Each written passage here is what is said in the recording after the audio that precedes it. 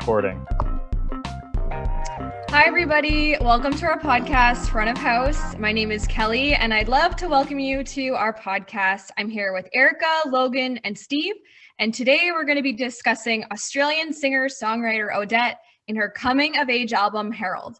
This is Odette's sophomore album, and there are 11 tracks on the album where she explores love, identity, mental health, and heartbreak through critical and personal lyrics. Feels like a look into her diary, and I'm going to throw it over to Erica and Logan, as well as Steve, for some first thought remarks. So Erica, what were your first thoughts when you first listened to this album? So I thought that the album was a really good insight into mental health and mental health issues. I thought that at first when I listened to it, I was a little unsure. It's not what I usually listen to, but I really liked how she experimented with different styles. She has a little bit of like some spoken word elements in there. She also, I don't know, she's got a lot of range, and I really thought that was kind of cool. Logan, do you have any? Yeah, absolutely. I felt strange about the album at first. I think I was a little underwhelmed, but the more I listened to it, the more I appreciated, like you said, sort of all the multi-instrumental aspects of it. It's extremely like classical and orchestral, and I thought that made it really interesting in a way that some pop albums maybe aren't. And similarly, I love the spoken word elements. Actually, I kind of wish that she would almost try rapping maybe on her third album, because I enjoyed Fever Break and I Miss You, I'm Sorry so much. I think she has a really pleasant flow that doesn't feel forced, and her lyrics aren't over sentimental or simple. And I don't know, she left me very impressed with that kind of stuff. Mm-hmm. For sure. Steve, how did you feel about when you first listened to the album? Well, I was actually, I kind of enjoyed the fact that for once in an age where most music has, lacks substance, this album had a lot of deep topics that were tackled, and addressing things like mental health and suicide and all of the things that go on with people who have a difficult time coping with life. She kind of embodies that in her music and with her lyrics, and she does it in a way that shows other people her journey through all of the trials and tribulations that she's experienced. So I really enjoyed that. It's not usually what I would listen to. It's not really my genre, but I still appreciated the artistic value and the substance that she brought to the table. For sure. And just to add to what you guys were saying, I think just the use of the different instruments. I mean, I heard violin, there was flutes, there was timpani, there was piano, and there was a lot of contrast. So there was intense moments and there was lighter moments with the piano, which I really thought worked well, because I feel like some of these songs I could see myself dancing, out with my girlfriends. And then a few of the songs like Foghorn, which I'll touch on a little later, I could see myself just alone, just taking it all in, listening to the song, going for a walk and just reflecting internally. So I think it has a good mix of different songs that make you feel and bring out different, emotions. And I thought it was a really emotional album. Her vocal range is insane. And I know I compared her to a young Adele, but what did you guys feel, about maybe her lyrics, her vocal range in this album? How did you feel about that? Maybe I'll go back to Erica and see how you felt. Honestly, listening to it, it felt like there were different singers singing each track, just by the way she moved between styles. Like Wait For You is a lot more soulful, whereas like Heartbreak is like the spoken word type. And I think it's really cool how she's able to show such musical diversity, but still get across the same messages in each song. For sure. I think that's interesting. I think for me, it's on a song by song basis. When I first listened to the album, it felt, I think when you first listen to something, you have a very two-dimensional idea of it. And for me, the alto vocals were a little repetitive at first, and I think on some tracks they still can be. I love the production on that song, but I do think that her vocals don't go everywhere I want them to. But on other songs, like I said, on Fever Break, or I miss you, I'm sorry. Like they do go everywhere. So I think for me, it depends on the song, but yeah, I do love her voice either way. And I kind of hate to have to compare her to Adele, but I think we're so used to alto singing now with Adele that it's all we can think of. She's like a cool Adele, though. She makes A cool Adele, a person of color. Like, this is the Adele we need in the 2020s. Yes, the 2021 Adele. Steve, do you have anything you want to add to that? Well, I agree with Logan in the sense that it is track by track for me as well. But I do disagree in the sense that I wasn't really a big fan of like the spoken type of delivery. Although I do agree that I would like to see her try to attempt to rap or incorporate like a rap type of flow into her lyrics, because I think that would be a great way to deliver it in a way that someone like me would enjoy, rather than being put off by like the spoken type delivery.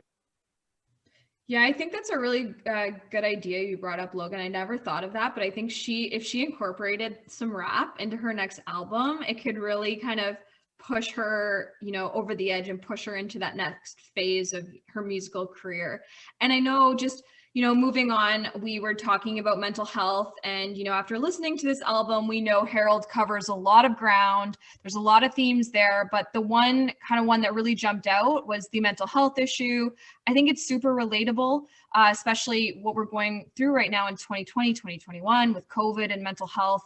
And I just want to bring it back to that. So, you guys jump in, but how did you feel about, this mental health awareness that was written into the lyrics of this album? I have a note here that Kelly, you wrote a track of the day on Adele's Foghorn. And you talk about it like Herald in general as an album is sort of like Odette's personal diary. In a way, we get a look at her very personal feelings. And I think that she approaches mental health in a way that is like general enough for it to be very accessible, but also extremely personal.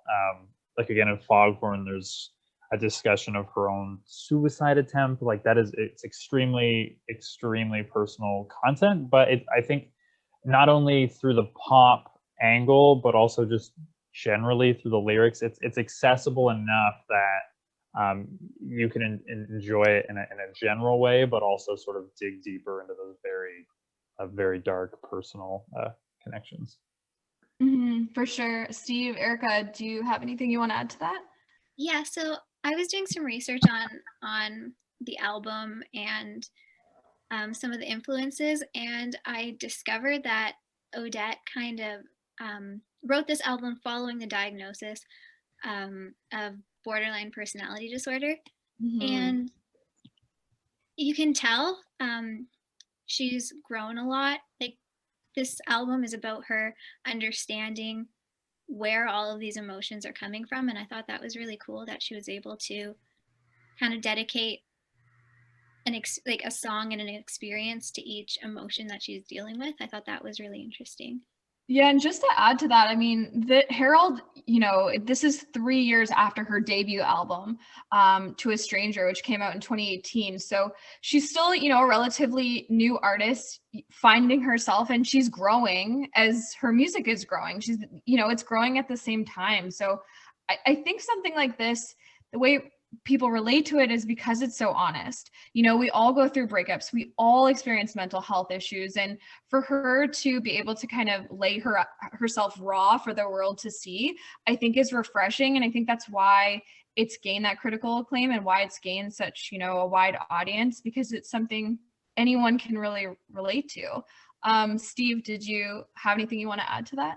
Yeah, so I totally agree with you about that, and about how she puts herself out there in a way that's very humanizing and relatable to others. Like, for instance, the song "Dwell." I actually read somewhere that her, like during an interview that she had, that she wrote that about using drugs to numb the thoughts that she kept having in her mind, like rumination. So she kept overthinking things and was relying on drugs in order to offset that sadness or whatever sort of negative emotion she was feeling. And there's a lyric in there that I made a note of. and my head's underwater with seaweed around my throat, that's a pretty good way to, I guess, explain someone who's dependent on drugs, at least from their standpoint, because it seems like they're muddled and they're not thinking straight and that there's constriction around them, but that's because they're relying on something other than themselves and coming to peace with their reality. You know what I mean? Something along that line. No, for sure, for sure. And I know, again, like I'll just say, I think it's just a really poignant time for this album to come out, because I feel like a lot of us are suffering, you know, with COVID, not only physically, but mentally. There's going to be a lot of repercussions for that. And an album like this is a bit of something that helps us cope. And we feel that we're not alone. And to continue on with that, I just wanted to let you listeners know that our podcast is brought to you by the University of Windsor, and we wanted to give a quick shout out and note to our professor, Dr. Dale Jacobs. Himself and his wife, Dr. Heidi Jacobs, have a new book coming out March 23rd, 100 Miles of Baseball, 50 Games, One Summer, and you can pre-order it now on Amazon. And again, that comes out March 23rd. And moving on, our last segment of the podcast is one of our fun segments. It's favorite songs and why. We let you know which songs, you know, were our favorites from the album. And up first, we have Erica. So what song kind of spoke to you on this album? Which one was your favorite? Honestly, to me, it was a really close call between Dwell and where was it? It was Wait for You. And I liked Dwell because it felt really raw, really, really emotional. It was theatrical kind of to me. And I don't know, she's just really unique in the way she experiments with sound. And I really liked Wait for You because it was more slow paced. It was a lot more instrumental rather than like electronic. And I don't know, it was a lot more soothing to listen to. And I guess it kind of depends on my mood, but those are the two that I really connected with the most. The lyrics were a little darker, but definitely something that I enjoyed listening to. Yeah, Erica, I saw that you wrote on Dwell. You wrote a track of the day for Dwell, and you made me, I think, appreciate the song a bit more. As I said, I kind of find her alto in that song a little monotone and bland, but you have this great line. You say, Odette quickly and drastically disturbs this false security by beginning the chorus with an erratic, unpredictable beat, which, I mean, the sort of electronic, it's almost like a distorted, like it shocks you at the beginning of that chorus. Like, I think in your track of the day, you wrote about how it's sort of connected to her borderline. Like the song is sort of about that borderline personality disorder. And you kind of see this meshing between the production, which is just in union with the lyricism there. And I think that shocking electronic hit at the beginning of the chorus is just so awesome. So yeah, I totally understand why you like that track. And I think there's a great union there. Personally, I really liked Trial by Fire. Genuinely, like it's like a add to a playlist song. It's got like this Zelda chip tune at like the beginning, but it's also got like this extremely heavy, bassy electronic element to it. It doesn't depart from the orchestral, but it's like the perfect blend. An arrangement, and it builds until there's actually this extended instrumental section after. It's like Odette is off the track and we just have this production going. And I really wish Odette got like kind of more experimental on the album with aspects like that and kind of played around with the pop song format a bit more, because just having that long drawn out instrumental at the end of Trial by Fire, it really worked for me. I love that song. It's amazing. Oh, fun fact about Trial by Fire. Apparently, she wrote that for her parents because she had some type of disgruntlement between them. But I read that in an interview that she had. Yeah, honestly, lyrically, I could probably pick up more from the song. I'm just so mesmerized by its production, but that's really interesting, Steve. Oh, thank you. Personally, I think I liked Herald the most. I thought because Herald discusses addressing your own self-toxicity. That's how she characterizes that song. And I think that every single person in this world has, in some way or another, and to some degree or another, has to do that in order to come into themselves as their own person and to solidify their character as an individual. There's a line that I took note of here. It says, "Passively, your truth conceded." So you are doing nothing. In the way that I read this is that because she is passive, her truth is not real. It's not genuine, and that is part of the self-toxicity that she was sort of fighting with. And I personally, I really like that, because personally in my life, whenever I have noticed that I was kind of ignoring things or looking the other way just so that I wouldn't have to address certain facts, that's a pretty fair representation of a similar feeling that I had. So I really liked that and appreciated it in that song. And it was a pretty well metered song as well. And I like that.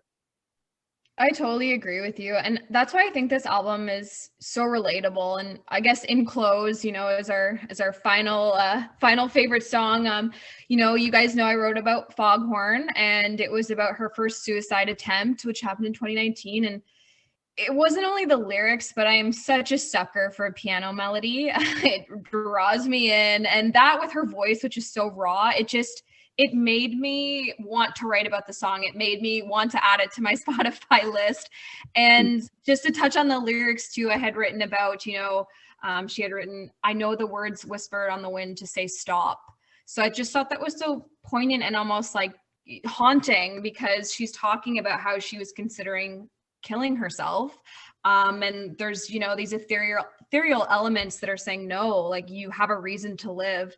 And I just thought it was just a very captivating song, and it was just beautifully written. And I don't know about how you guys feel, but I really think she has a long career ahead of her. And I think this album was just a brave conversation about being human, the mistakes we make, and, how we move forward with that. And do you guys have any kind of closing remarks? Anything else that you want to add? I hope I have written about Herald. Steve mentioned Herald. I don't know how that song is in everywhere right now. I hope that like on Spotify, some of her most played songs are still from her first album. And I really hope this album does something for her, because I think there is a lot here that is worth exploring. And I hope more people listen to it. Mm-hmm. Me too. I agree with that as well. Yeah. Well, I'm going to close just to say thank you for listening to, the Front of House podcast. We hope you enjoyed it, and stay tuned for our next episode when we focus on Sleaford mods. Thanks, everybody. Bye.